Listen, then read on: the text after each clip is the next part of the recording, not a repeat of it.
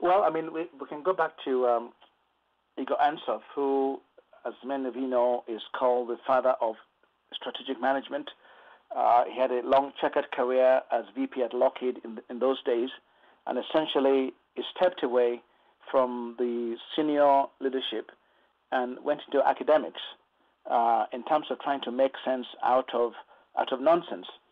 In the old days, the vogue at that point was either short-term, medium-term, or long-term planning, and it was really based on the notion of extrapolation. We did X last year, so next year we'll do X plus. So essentially a continuation or an improvement of the past. Ansoff realized that this was not going to be effective anymore, and hence his notion of strategic management, which is quite robust. He breaks it down into three possibilities, which is strategic planning itself, and then capability planning, and lastly, management of change. So those three things are said easily, but very difficult to do in practice. As many of you know, I've often wondered why they say it takes a super tanker a mile to turn around. It's just very staggering. From the time they decide to turn, it takes a full mile.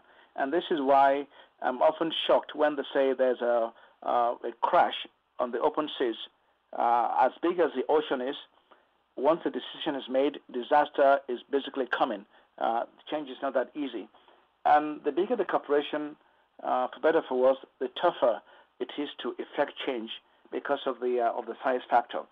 But if we go back to the rudiments of what Ansoff tried to offer, he looks at the environment, shall we say, from 5 different perspectives, and this is informative, and you can try to place yourself or your industry or maybe even your business, if you're an entrepreneur, in the proper category.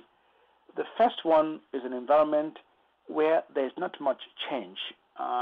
The vogue is repetition, and for want of a good example, we can say those who make maybe lead pencils just for the fun of it, not much has changed there. Maybe the wood or the paint has changed, but there isn't much revolution that goes on there.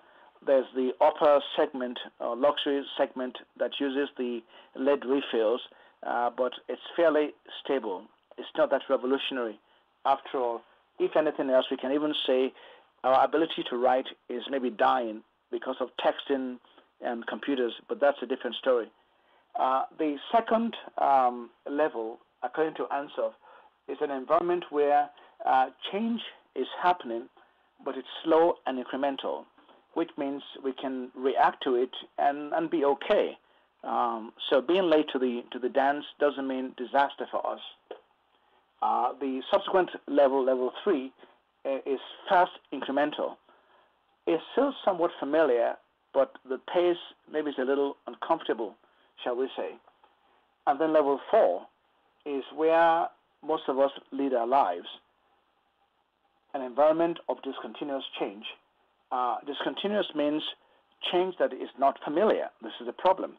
Most of us are experts at dealing with familiar change.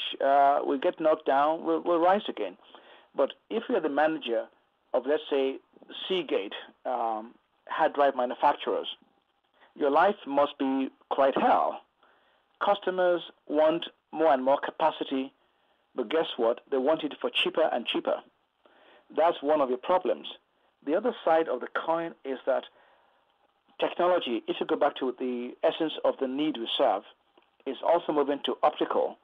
We are fantastic at magnetic engineering at Seagate, but life is going to optics, which is a different kind of science than what we do. So without any evil intent, all of us who base our lives on magnetic engineering will be made irrelevant. The entire so-called industry will become just silly, irrelevant. The need for data storage is actually still there. It's just how it's been done that varies. In terms of solid-state hard drives that are now becoming on the market, literally no moving parts, and they're supposedly more reliable. So that's part of the issue. And if you are the leader of the organization, your task is to manage the corporation or the enterprise in such a way that the future profit potential is secured. So in other words, for all of us actually on this call, we are living history because we plan to be here together based on decisions we made T minus now. So essentially, today is history. And this is why for many companies who are apparently successful, it's very difficult to get the employees to change because in their minds, we're doing very well, we're profitable. Why are you bothering me? Why are you making my life difficult? They forget that they are resting on the laurels of past decisions made. So we as leaders should manage the company in such a way that we position them so that in 5 years we will still enjoy this so-called victory and profitability. Otherwise, we go down the hill. One of the best stories, as many of you know, and you may even work for HP, is that HP did something fantastic in the 70s with the ink. This is what is still carrying HP, even though it's a very well-diversified company, loads of geniuses working there, but the cash comes from where? Ink. One study said the HP ink is actually more expensive than the most expensive perfume per ounce.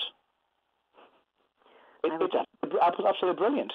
Yeah. But again, naturally, they are struggling hard to win themselves away from this exotic liquid, because technology as well is going to make them irrelevant because others are trying to embarrass them or steal their market, whichever way you want to call it, which means cash will come down.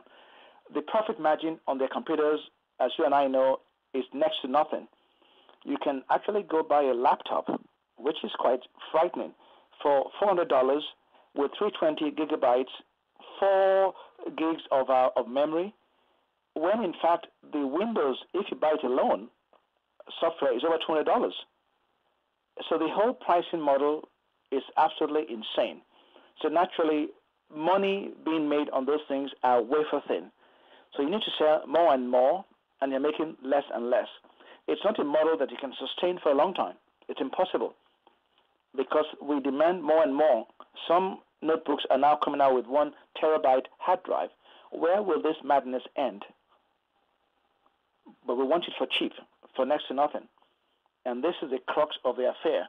How can we sustain a customer service department when we're literally giving away the machines?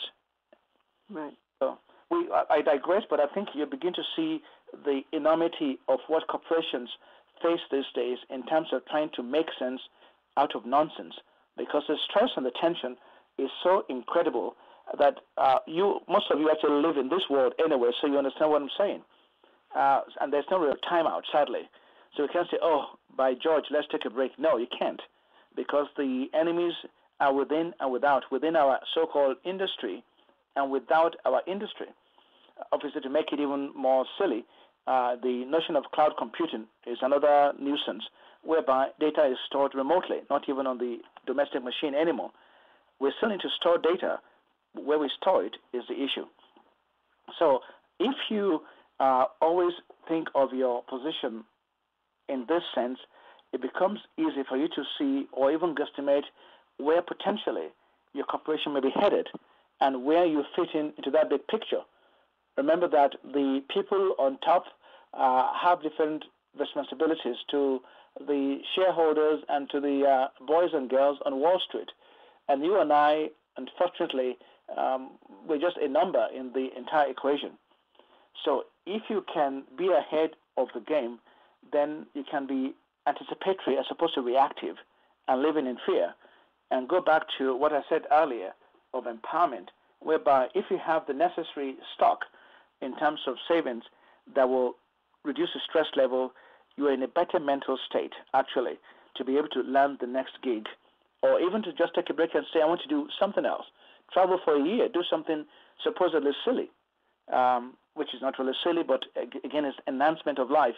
I always find it tragic when I travel and see people in their 70s, 75-year-olds traveling because they've wanted to do this all their lives, but their health is, I'm afraid, not there.